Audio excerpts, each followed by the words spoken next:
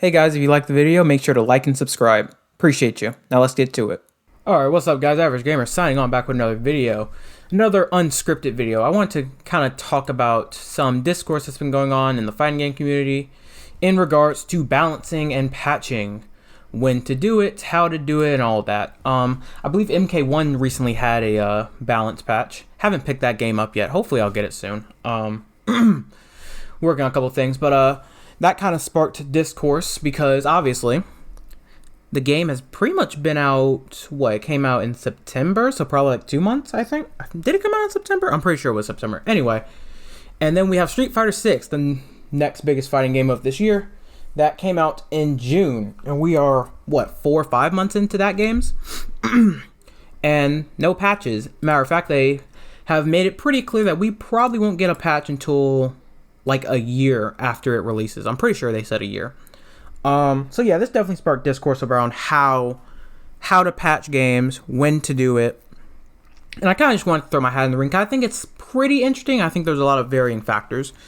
To start, I mean, my general position, before we get into specifics of Street Fighter 6, more times than not, I think a game should be patched at least twice a year. Pretty much because you don't want to risk stagnation.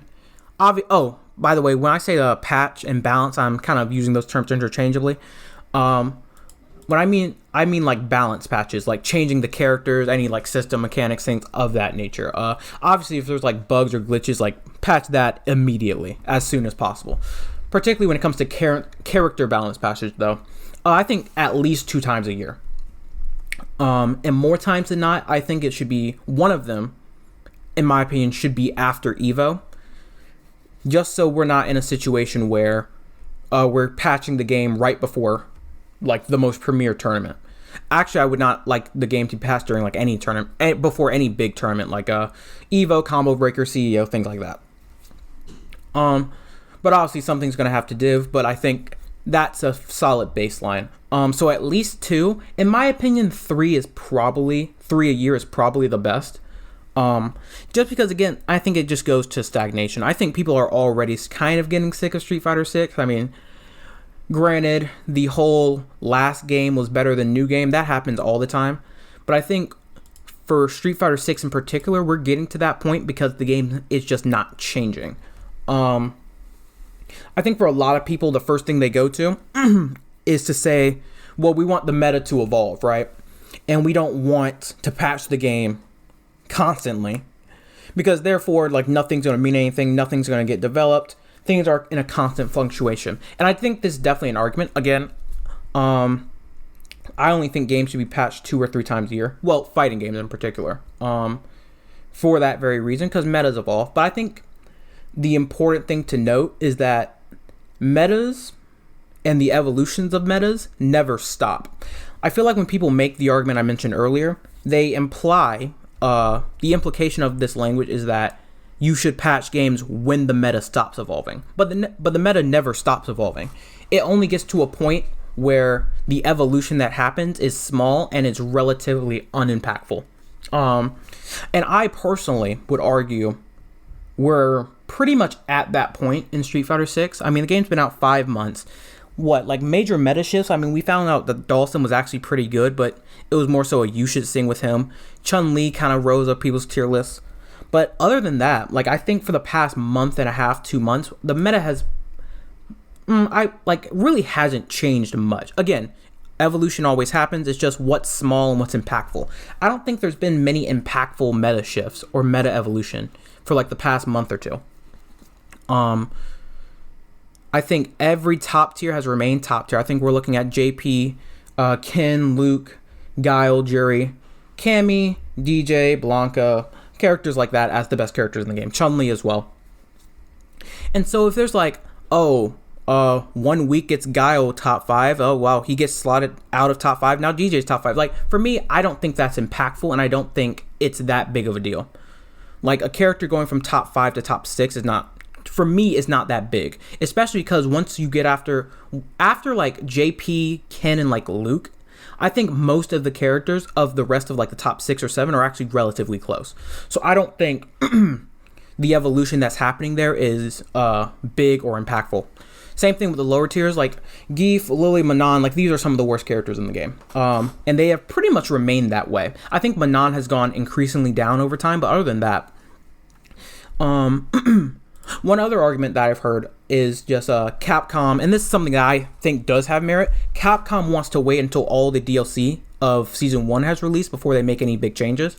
But my thing is, I just don't think that's going to do anything, and I don't think the meta is going to evolve that much. Like, take Rashid. Like, it became known that Rashid was very good. But did he, like, really shake up the meta to the point where we couldn't balance the game, like, around the time he came out? I don't think so. Personally, I think Rashid is, like, he's either right outside the top 10 or, like, right in the top 10. He's, like, 9 through 13. But did that, like, really shake up the meta? Not really. Aki, she's pretty much viewed as trash, so she didn't shake anything up. Now, who we have left? Like, Ed and Akuma, I think? And, like, will these, like, shake up the meta to the point of it being a big, impactful thing? Like, will Ed and Akuma's inclusion make some characters currently top tier not top tier? I don't think so. At best, they'll be good and they'll just be added to the top tiers. And maybe they're good against certain matchups. Like maybe Akuma's good against like Kin or Jury or whatever. Maybe Ed's good against Cammy or whoever the hell. Like whatever they do with the characters. Just giving mere examples. Okay, that's one more losing or even matchup for them. But does that change them being top tier? Probably not. So I think we're at that point in Street Fighter 6 where the meta's not changing. The top tiers stay top tier no matter what. It's just small fluctuations on who's top 3 at any given point in time. The bottom tier characters are still bottom tier. It's just a matter of fluctuation, like who's bottom 3 at any given point in time. So therefore, in my opinion, we're reaching that like 6-month benchmark, like I said before, with like 2 patches a year at least. We're reaching that 6-month benchmark. So for me, I actually would support patching the game. I don't think we're in conflict with I'm trying to remember. What's the next big tournament? Maybe like Frosty, I think. I don't think we're in like insane levels of conflict. So yeah, I'd be like in support of patching the game. But of course, I think the biggest issue is yeah, you don't want the game to be in a constant state of changing, but you don't want to risk stagnation, while also making sure you distance yourself from the DLC characters you want to release and any big or premier tournaments that happen.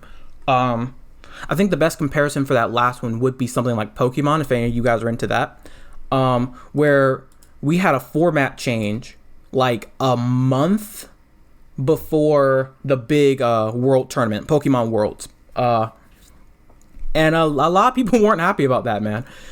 Because there were still tournaments being held for the old format. We call them we call them formats.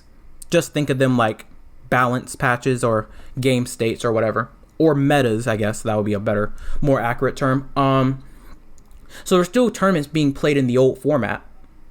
So it pretty much, although it released a month before Worlds, the new format, most players had like a couple of weeks really to prepare themselves for Worlds, and you saw a lot of relative volatility and a lot of randomness. That granted, Pokemon is a relatively random game sometimes, but even more random than normal. I think there are a couple of pros that definitely weren't happy about that.